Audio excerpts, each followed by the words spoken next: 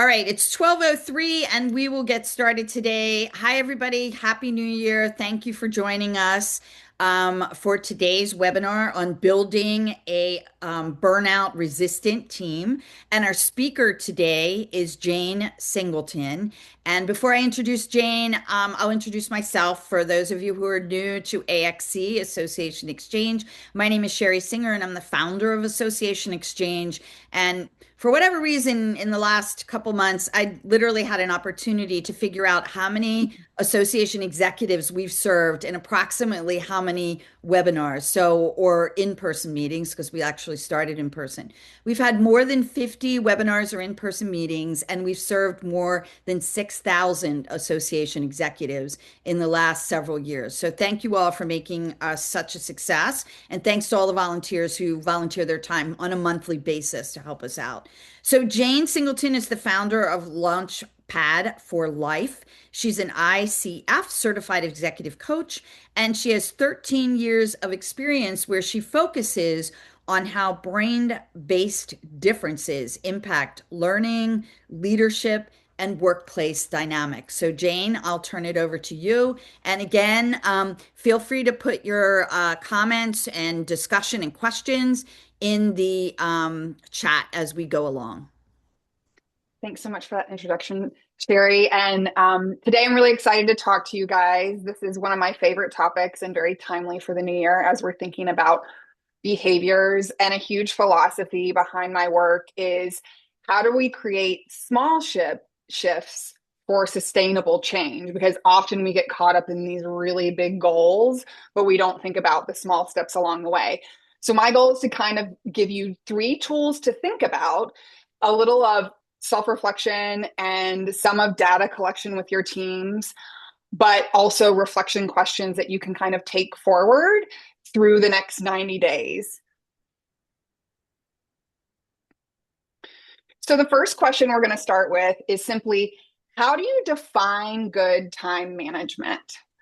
When you think about that, are you like, I can fit everything in perfectly like a jigsaw puzzle?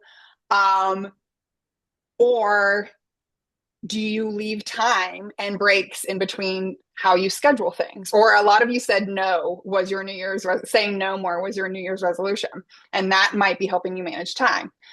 The truth is, we usually fall into one of these 4 categories when we think about time management.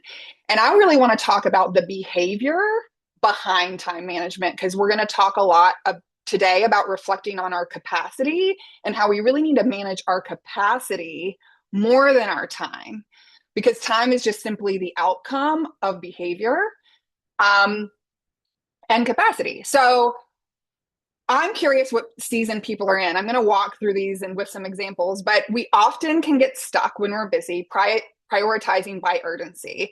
And when things aren't functioning, especially if systems aren't working well, we're kind of constantly our time is being run by crisis, right? One fire after the other. We don't have time to build the system. We're just trying to get each thing done and like keep our head above water. And that really keeps us from building the systems we need to become sustainable. We have time blocking and strict scheduling, but I can't tell you how many leaders that I've worked with that they'll be like, Friday, I'm going to block this 2-hour chunk of time, and that's going to be strategic thinking, strategic planning. I'm going to work on this long-term project. And every time that time comes along, they end up doing discrete checklist tasks instead because it just feels easier. So this is a hard behavior to break. And sometimes this isn't the best solution. The other piece about time blocking and strict scheduling is, I know I was very guilty of this once upon a time, is you'll get a calendar and it's just like meeting after meeting with no break in between. And the reality is we need that flexibility. We need slack essentially for our management of time to work, because there's so many unexpected things that can happen during the day. The third one is multitasking. I don't know how many of you can relate to this, but maybe you have a whole bunch of tabs open all at once and you're kind of switching between tasks. Your day might get interrupted and you do little tasks here while you're working on a big project. But the reality is, from a brain-based perspective, switching tasks frequently actually drains your capacity faster. You're being more demanding with your executive functioning, which is your ability to kind of plan and follow through and reflect. And it increases the risk of attentional errors. Um, it is important for every brain, really, to have some type of deep focus time and reduce the amount of switching to the level that you can. And multitasking is a myth. It's called switching as far as the brain concerned and is concerned. And my fun fact is actually women have a stronger ability to switch between tasks than men. That's what research says. And I just find that a unique fact. Number four is just perfect planning. Sometimes we spend so much time planning out our week that it no longer becomes efficient. So I'm curious, I'd love to see in the chat, maybe even right now in the season you're in, end of January, which one of these is your Achilles heel right now? Which one do you feel like, oh, I'm leaning into this particular type of habit right now? I'm curious. My guilty pleasure is definitely multitasking, and I find myself having to bring myself out of it and be like, nope, XXX, one thing, stick with it. Well, my guilty pleasure, my thing, I have a lot of crisis clients, so my thing is urgency. So I don't get a choice. I have to respond. Danielle says so many tabs. Shanita says I do time blocking, but include blocks of free time and focus time every day. Jennifer said she's a multitasker. Somebody else, Marie said urgency. Carol Winfield says all four. Danielle says number one, urgency. Number three is Donna says multitasking, time blocking, multitasking with time blocking. Looks like a lot of people are saying three, A multitasking. mix, yeah, multitasking. So just be aware that the amount that you're switching like is gonna drain your capacity more by the end of the day. It doesn't mean like obviously there's things that pop up that might be crises that you have to switch, but when you think about your schedule now and you plan out, think about how you might be more specific or hold yourself to sticking with something just a little bit longer, and you might find you actually are more productive. So we're going to talk a little bit about what is cognitive efficiency. Cognitive efficiency, to reach like optimal brain performance, essentially, it's your ability to perform with the minimum amount of cognitive resources necessary. So remember how I was talking about, switching is more draining for you, but it's not just that. It's also the systems we have in organizations. It's where we keep our information. One of my favorite questions for evaluation is how many clicks does it take to get to the information that I need to know? And do I end up having to go to 10 different documents? When you're the like project leader, program manager, etc., and the more projects you have, you actually want less places to look. So really thinking about systems that how you can streamline them for just the essential information is going to be really key to maximizing cognitive efficiency, because even these smaller mindless tasks can eat up our time in ways that we don't think about.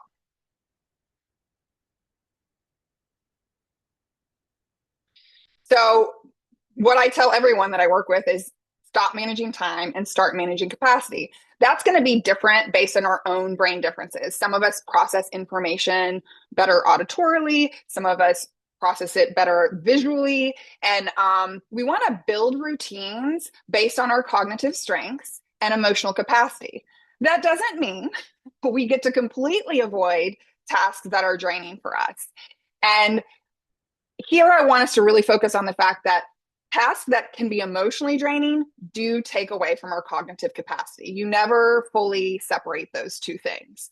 I'm sure all of us at one point in time have been emotionally dysregulated or heightened emotionally, and you realize your brain is actually not working quite as smoothly.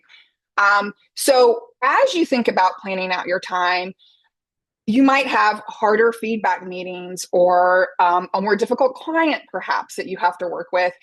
How you set that up in your week is going to be really important versus having them all in one day. This is where kind of the no and the boundary piece comes together so that you can work with optimal cognitive efficiency. Okay, so this is my first super small shift. is this is important. I do this all the time as an entrepreneur because I can get pulled in so many different directions and have so many ideas, but I need to bring it back because when you have too many things and you're pulled in too many different directions, you're no longer working in a cognitively efficient way. So while this tool is simple, it's very important to check in with yourself every now and again. How are you spending your time? You don't, this is set up and you'll have access to this link if you want to kind of copy and paste and play around. But ultimately, looking at your time and how it's spending, what type of interruptions are you having? What was planned? Maybe you look at the schedule and you're like, wow, I have a lot of meetings. Is there any way to reduce that? Or is there a way for me to read the meeting notes and not be in the meeting? But you might see some of your own behaviors that pop up based on what people need that you manage. The goal here, yes, you have work, but you'll see, I think it's pretty important to include after work habits. How drained were you? Are you actually engaging in activities that refuel you in some way? For example, I'm an extrovert. So for me, like really good quality time with close friends does actually fill my cup, right? Which allows my brain to rest. That's not going to be the case for everyone. But I think you might see sometimes your cognitive capacity and emotional capacity might be getting drained at home. So this allows you to see a full picture of maybe what are the patterns acting you. And then I'm going to go back to here real quick. And we're going to talk about what do I do once I collect that data? So once you kind of collect, I would say if you can do a week's worth, like I still think you're going to get really good data if you do 3. I used to do this all the time as a behavioral interventionist. The key next is like, what are the patterns of the interruptions? Is it individuals that you manage coming to ask you for help? Is it crises? Is it team dynamics? You want to categorize those. And I don't have to come up with those categories, but I think several interruptions can often fit into what I call an umbrella term or a category. And that's when you want to figure out how can I shift my behavior to reduce these types of interruptions? Or, like I was saying, maybe outside of Sherry's work, because she works in crisis communications, is how can I build a system? Systems don't always have to be these big, complex things. Sometimes systems are templates for communication. Let's say, I know in my job, a lot of people who weren't great at handling hard conversations or confrontational emails, maybe a lot of the people coming to me are like wanting me to read over an email or triple check on messaging. Perhaps if that's happening a lot, I maybe want to give like a general template for that communication for people to work from. So I'm not doing that individually. The key here is if I'm doing a lot of individual help, I want to build a system or I want to build a resource. In terms of shifting behaviors, that's going to look totally different for every single leader. Some leaders can lean into this desire to be helpful, right? Or to look helpful. So I don't know how many of you have like open door policy, bop in anytime. I'm curious if in the chats, just like how many have an open door policy? That's not a bad thing. But I think we can all agree that like defining urgency is very subjective. So sometimes with that, we haven't given enough guidance of what to stop by for in person and not. And that can really disrupt our day too. Or we feel like, oh, I have to say yes, or they're going to think I'm not a good leader, or they're going to think I don't care. Right. So this is where I'm talking about how can you shift your behavior to reduce the number of interruptions, but then maybe come up with it, maybe more than a no is needed here. Maybe it's like, hey, I noticed you want to check in a lot and I want you to feel heard. However, I also have this list of things to do. Could we agree that moving forward, if, it's this category, it's an email, or if it's this, come in person. A lot of the work I work with early career individuals as well as leaders. And I'm noticing this like lack of guidance and the lostness of the younger generation. And I'm here to tell you, if it one, I think that we're probably at the biggest generational gap that has ever been for social communication and professional communication. I know that from working in education for a long time. So there's this big gap, but we're not necessarily addressing it sometimes with the right feedback. And from a brain perspective, we have to remember, why does it feel harder to manage 25 and under? Their frontal lobe is still developing and executive functioning is harder. It is more draining. So we really need more systems and templates. They've never been project managers, so they don't really see the big picture. Sherry, did you have anything to Yeah, share so from the I was chat? I was just popping in to tell you what people were saying about open door policies. A couple of people said they have an open door policy. One person, Jennifer, she says only for specific people who respect the concept of urgent. And then Robin commented, and this is another thing that you might want to think about, everybody who's listening. Robin said semi-open. She works from home. So Mhm. yeah, so that's like a different kind of policy, but I just wanted to give you some of that feedback.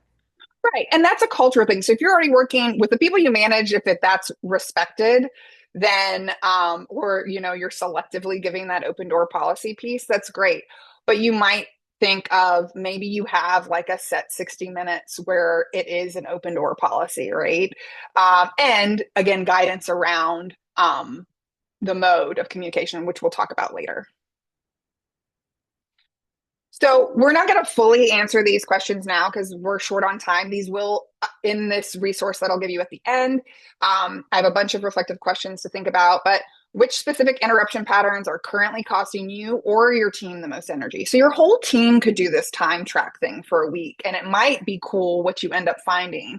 When I've done workshops with teams before, I've had like leaders make decisions from the meeting collected, the data collected in that meeting, excuse me, because it's just so evident what the problem is, and they had no idea what was disrupting their team's time and productivity. So the big question too is like, it sounds like some of you might be blocking time, but if you were to establish like a truly no interruption zone, like what task would you be able to accomplish when you think about 2026?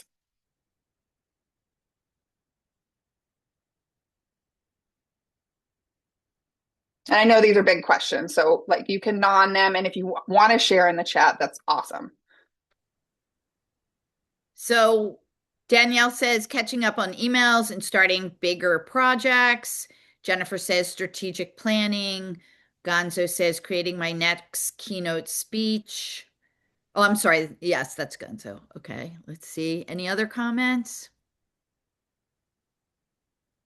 Oh, someone, Robin said eat lunch regularly. I can relate to that. Oh man, that's important. I used to It get is. pummeled at lunch and I realized it was really draining my capacity. I like stopped eating in groups because I realized I needed time with no input. I'm just going to share that as my own personal tip because people couldn't help, right? They wanted to know my expertise. They just wanted to ask me at work. And I realized I need 20 minutes where no one is talking to me. And that Reed became really important on certain days in order for me to function and stay emotionally regulated. Yeah, no joke. Reed says knocking out my operations and day-to-day work. Brooke says the things that take more brain space, bigger projects, ones that require research. Jamie says strategy and R&D. This is awesome. Great questions or great contributions, rather. Okay, so now we're going to talk a little bit. Capacity and efficiency are intertwined, right? I mentioned cognitive efficiency, but we're not very efficient when we're at capacity or we're constantly hitting that at the end of the day or the end of the week. I think these are just the biggest 5 reasons this happens. None of these are shaming. All of these are very human things to engage in because when I say no clear priorities, that could be we start our day, right? Oh, I have these 7 things to do. And you kind of get stuck sometimes in analysis paralysis, just deciding what to do. And remember, those you manage might also feel that way. I actually think we have the most executive functioning demands on usually younger staff because they're doing a whole bunch of little stuff for different people and maybe reporting to different people. So that's actually the number one thing that comes up to me from early career is like, I don't really understand what's a priority. So do I start with what I'm most interested in? That sort of thing. But reactive versus strategic leadership. So that's more like urgency versus building a system. Um, Going back to poor boundaries, right? I don't have time for this right now, or I can't have this meeting this week. And poor focus modeling. Like, do you model and um, encourage the culture of deep focus time? And how do you do that? Modeling is super powerful as a leader or a mentor. Ambiguous roles and decision rights. This one like just really hits home to me. There's definitely going to be crossover. Like you can't completely prevent crossover. You want a collaborative environment, but when there's like a hierarchy and then these people are kind of equal and it's ambiguous, it can create conflict that eats up a lot of time potentially. Um, Going back to that time tracker, if people are kind of always wanting you to have the last word for decisions, of course, you're going to want the last word for those decisions. But in other cases, if that's eating a lot of your time, how could you give more decision rights to other people, like based on how they're performing? How can you say, I'm comfortable with you making the decision here? And that way, everything's not filing up to you. And then number 5 is really overcommitment. I think the best intended people tend to overcommit, and it's usually your ambitious people that are energetic. And what happens when we overcommit is sometimes communication wise, I just don't think we show up well. We're stressed. We have increased mistakes due to attention to detail. The follow up is delayed, et cetera, et cetera. I want to know, and you can just put this in the chat. Which one do you think you lean into the most? Like deciding, like number 1, you have a harder time deciding what's the clear priority. Number 2, number 3, number 4, number 5. I'm definitely number 5. And that's like a huge thing for 2026 for me. I was like, I always feel like nothing's ever enough. If anybody relates to that, great. Like I can always do more. It's a little bit of the entrepreneurial curse, if you will. But then I realized let's just really focus on 1 or 2 things and like do them very well and drive it home. And that way I'm going to connect this.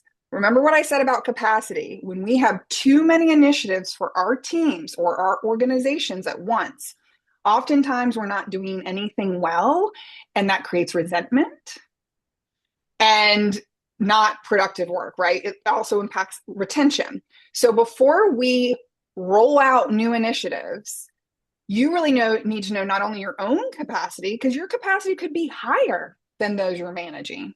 You need to do capacity check-ins. And this first small shift kind of time tracking thing is a great way to do that. Just to kind of check in and look for overall patterns. So I'm Sherry? seeing a lot of 5s. I overcommit. I have a full-time job and I have 5 volunteer positions. So I think it's an epidemic in associations. And we have mostly 5s, but we have a smattering of the other ones. 4, 3, 3, 3, 2, 1 or 3, 3, 3. So a little bit, I think between like 3 and 5 tend to be the biggest ones in Okay, this group. great. 3 and 5. Awesome. Um, so there's a great book. I'm going to summarize it for you if you don't have time to read it, but there's a great book called Scarcity. And it talks about essentially how the brain, how your cognitive functioning is impacted by scarcity. It could be scarcity financially, it could be scarcity of time. But the reality is when we're making decisions out of scarcity, which I think is common with change. I know a lot of people might have been impacted by funding or grants, for example, if you work in an association. When we're thinking there, it reduces our actual bandwidth. So we have to acknowledge that that's how we're feeling to start with. Like, okay, I'm super stressed. Like, we're not going to get this funding. And then that's when we start making desperate decisions, right? It does actually cost you 13 to 14 IQ points, which I found super fascinating. And it does impact what I call there's many components of cognitive intelligence. Fluid reasoning is something that impacts as well as executive functioning, right? Reason abstractly, and then executive functioning's attention plan. Inhibit is like your ability to put your brain in second gear instead of first, right? But not automatically making decisions or going to that first thought. And I just want to re-emphasize what I said before, that good systems require slack. So you need to build in that bandwidth. Slack is essentially building in some bandwidth so you're not constantly living in that sense of scarcity. So the reality is we can't avoid the feeling of scarcity, right? Nobody has that kind of magician power over their brain. So how do we redirect our brain if we are in a scarcity mindset? Self-questioning techniques have been used throughout education. My background is in education. Self-questioning techniques are immensely powerful. There are powerful checkpoints. The idea is to get us out of our emotional reaction and help us lean into objective thinking and data. So in the coaching world, we talk a lot about kind of balancing ego results in relationships. So here are just a few kind of generic questions that I think could apply to a lot of situations. Like, am I handling this because I feel I must be the hero, or I'm truly the only person who can? For results, what is the objective or desired outcome? And what system needs to be fixed to achieve that keyword here, reliably? Scarcity makes us want to throw spaghetti at the wall. Anything to get the money, right? We've lost this money. Anything to get the money. And then we're not necessarily pursuing thoughtfully ways that will more than likely get us the outcomes that we need, strategically, if you will. And then relationship, I love that. I'm going to connect this back to the last slide where a lot of you said, I think number 3, which was uh, poor boundary or focus modeling. And I think here is if you lean more into relationships at work, it's not so much that it's a bad thing. You just need to be aware if it's starting to ruin your own capacity and if that's starting to manage your time versus you managing your time and capacity. So who needs to be informed? Who needs to be consulted? And how do I build trust with this person? Maybe not everyone needs to be consulted. It's that old phrase, too many cooks in the kitchen, right? And then you have more opinions and it's even harder to make a decision. We also don't want to be making decisions in a vacuum, which when we're feeling scarcity, we tend to, right, move forward sometimes without thinking through each of these.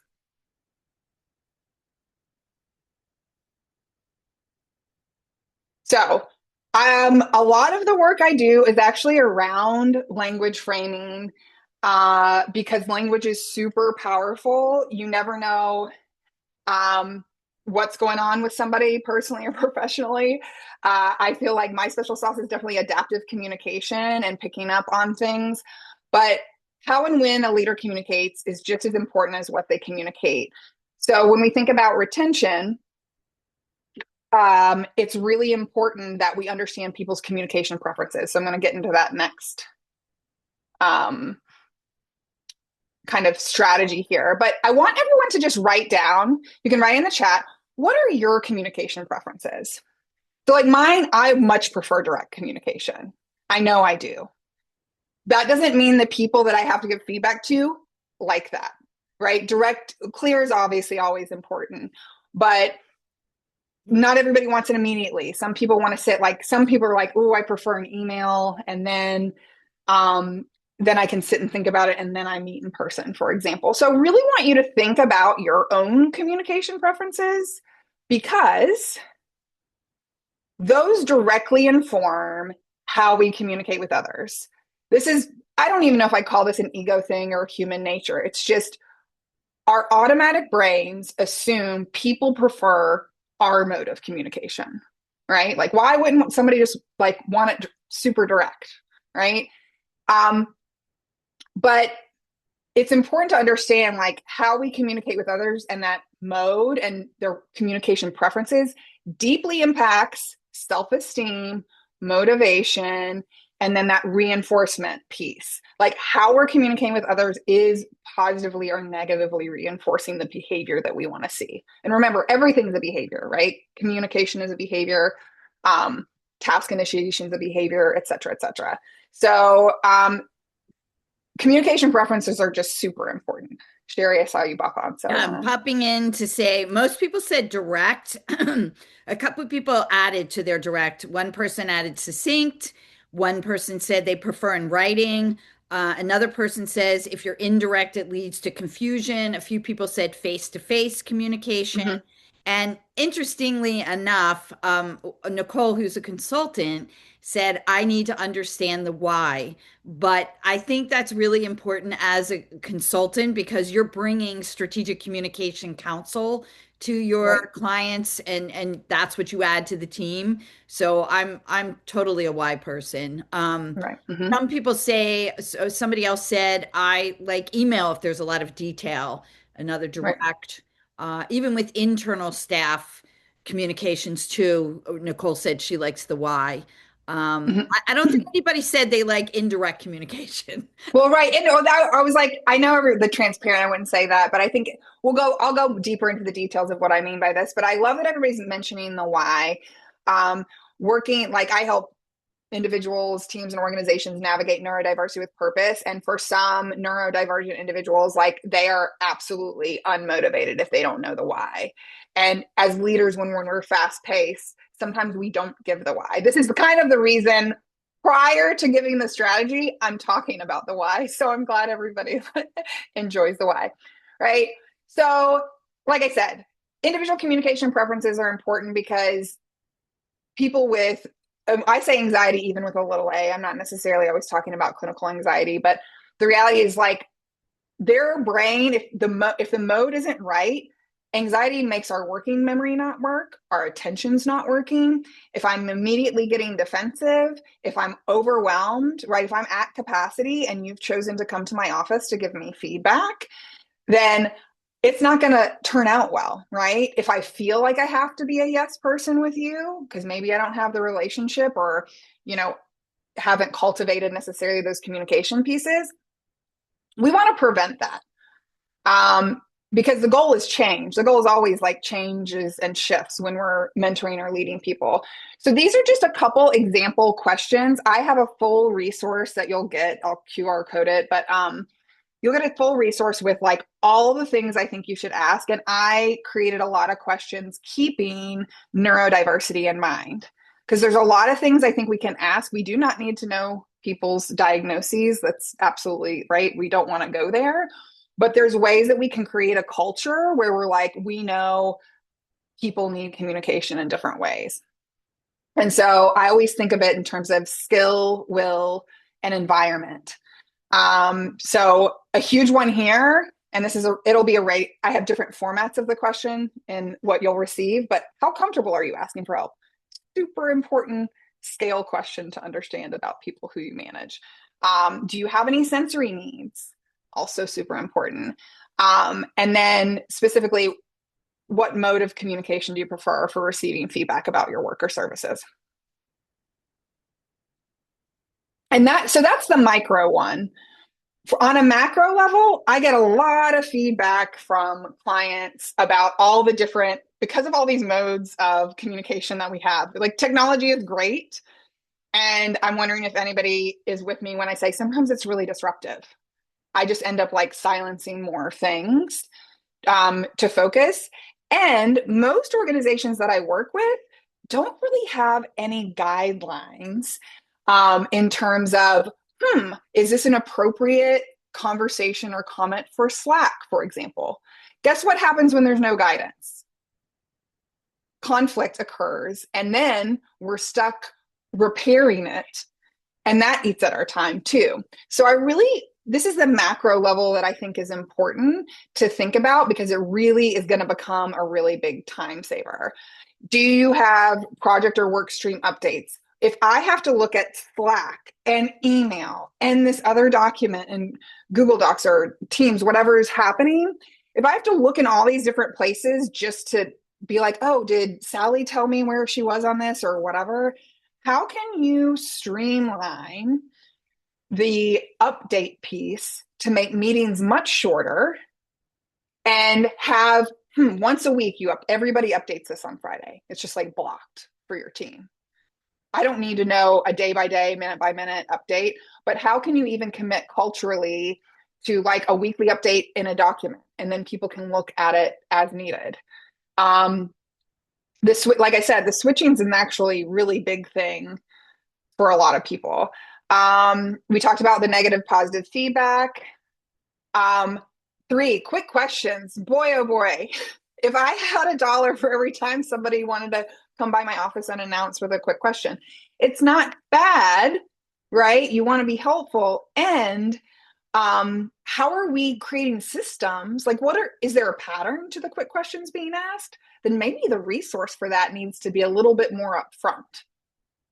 Because I will tell you, the majority of the people quit looking for the resource when it's too many steps. And it seems so much quicker to just ask the question. Um, Policy and protocol clarifications. Again, I know those documents, the most important things, like how can we dumb that down into something more concise, or like the key pieces that pop up in day-to-day operations. I don't want to look at some big thick document, but how could I, like for my department, how could I highlight, the top 3 to 5 things, for example, and how can that be on like almost every project workflow?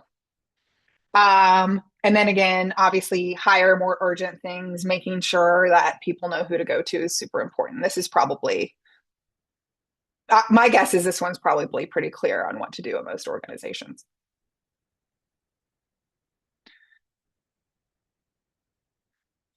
So here's a couple more just reflective questions.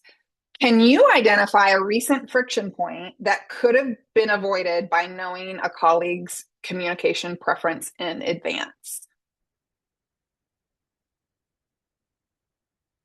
And then a group share, if you do have a great system, part of these meetings are to kind of share is like, what guidance is given for when to use and not use certain modes of communication. Remember, these can be onboarding, these can be reminders. If you haven't built anything yet, I'm going to just say, great, you can start small with something small and address that. But these are the types of questions that are great to think about. And if you guys have any ideas, you can plop those in the chat. And I want to make sure that I leave some time for questions. Yeah, we have Q&A. I'm also going to plop, this is in QR code, but if you want, I kind of have everything I talked about in one document. So if you're not a QR code person, which I know some people really QR codes, I'm all about accessibility. So I do it in multiple modes. So I just put that in the chat. When you asked about the technology disruptive, people agreed, especially disruptive when juggling multiple clients that have abilities to direct message via Slack or Teams, and they keep popping up. And Leslie said it's overwhelming. This last question, Elizabeth said we have international staff with significantly varying communication styles, which can be challenging.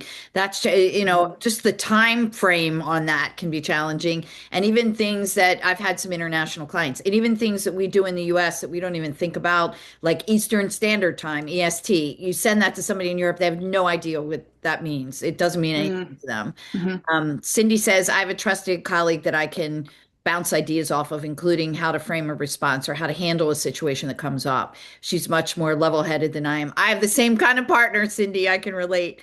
And I'm grateful to have her assist me with my communication style. I do that too. I have my partner and I are kind of like yin and yang, we have completely opposite personalities. We did have a couple of questions. So before I get to that, I just want to say Brooke says, my suggested communication style includes projects and tasks related, should go into a planner tool. Brainstorming makes sense as meetings. Quick help questions could be either email, not as urgent, or text, direct message, more urgent. Love the trusted colleague comment too. So we had a couple of questions. Lisa says, first of all, thank you very much for that presentation. It was wonderful. I'm sure everybody got a lot out of it. Lisa asks, how do you limit the number of meetings that you go to in terms of being efficient brain-wise? Yeah, I have some simple, look like small shifts is the goal. I think, especially, I don't know what position you're in, right? If you're like, the executive having to look at like a whole bunch of meetings, I think the idea is like, what divisionally, especially if you're working cross divisionally, what's a template? Like when you don't provide a structure for meeting notes, then meeting notes can become like obnoxious to read through, for lack of a better term. It's not helpful. I think of everything as like, what is brain friendly? Because your brain needs to process information in the easiest way possible so it doesn't drain you. So think about there might be a lot that happens at that meeting, but if we're going to send out meeting notes, what do our strategic partners or stakeholders really need to know? The basics, not every debate that happened in the meeting.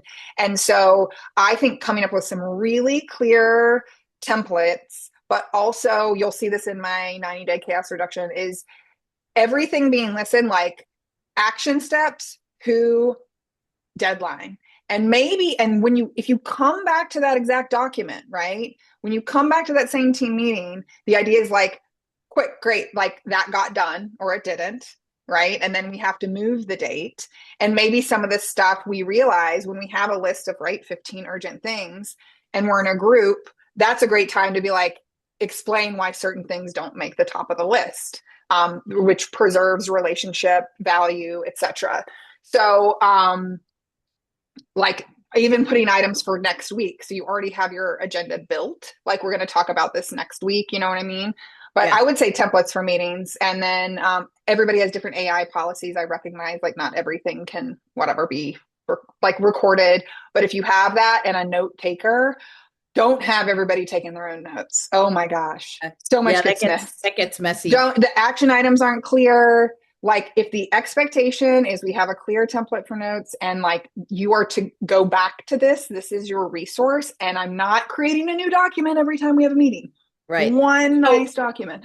So Eric's asked, what can you do to help people who are on your team adhere to guidelines that you set? And if you can do this quickly, Jane, because we have one more and we're Right. almost at time. So Yes. appreciate that. So remember, you're modeling why it's important. So you have to keep bringing it up. If we're, remember, when we create a new structure, it's a new habit. Behavior change can be hard. So you need to make it easy. You need to make it visual, right? So the template should be, I used to send out a survey, like the template, hey, we have a meeting. It should be in the calendar invite. Like we need to make it as easy as possible. So that's probably my biggest tip there. Okay. And Leslie asked, can AI bots use templates because my coworkers are embracing AI meeting notes to share? So I think it depends what platform you're using. Like even in Zoom, actually, the AI companion, you can choose. I recognized this the other day. It's like it can be summary, it can be one-on-one. You actually have like 10 choices. Oh. Um, so I think you'd have to evaluate like what are the options within the AI platform. And then the other thing is even if AI is taking notes and you have a structure, you could say it takes 5 seconds for you to tell AI to be like, put take the notes and put it in this meeting structure. Like that's low time as far as I'm concerned. Does that make sense? Because AI doesn't always put the notes in a way that makes sense for our organizational needs. Those automated notes don't, but it would take all of 5 seconds to say, hey, upload the notes and please put it in this specific format. And this is who it's for, right? So I'm going to go with one more question and then we'll close out. This, how do you help a client that loves to talk everything through, focus more on the action plan and the strategy? Oh, yeah.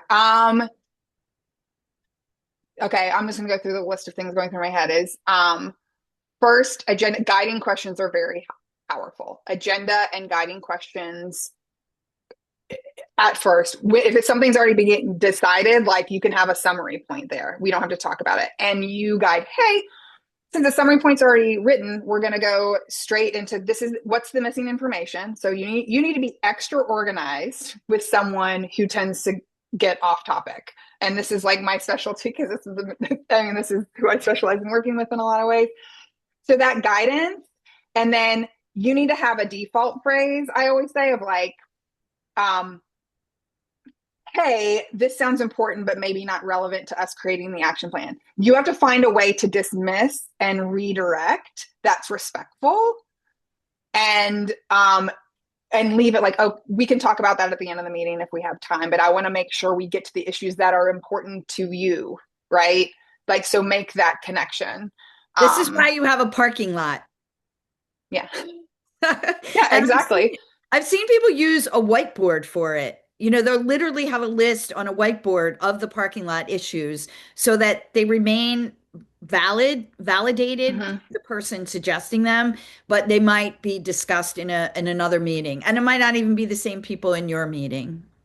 Right. And in a larger meeting, I would say if it's one-on-one, that's what I would do. But if it's larger, I actually like to steal. I worked at a Quaker school. It's one of my favorite Quaker things is you have a clerk, and the cultural norm was the clerk who's like the objective person not running the meeting raises their hand and is like, we're getting a little off topic here. And like it was culturally embraced.